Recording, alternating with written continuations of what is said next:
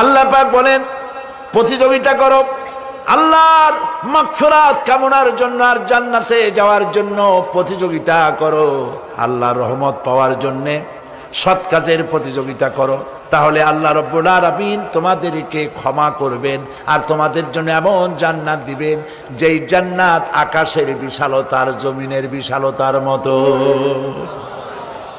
এই বিরাট জান্নাত তোমাদেরকে দিবেন। এই জান্নাত চিরস্থায়ী সুখ এবং শান্তি জায়গা হবে।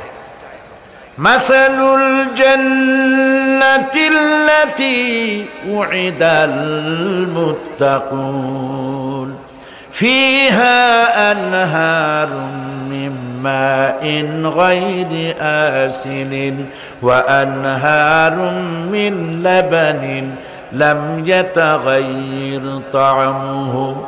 আল্লাহ পাক বলছেন জান্নাত আল্লাহ পাক ওয়াদা করেছেন মুত্তাকিদের জন্য। আল্লাহ পাক জান্নাত দিবেন যে জান্নাতের ভেতরে রয়েছে মধুর প্রস্রবণ, রয়েছে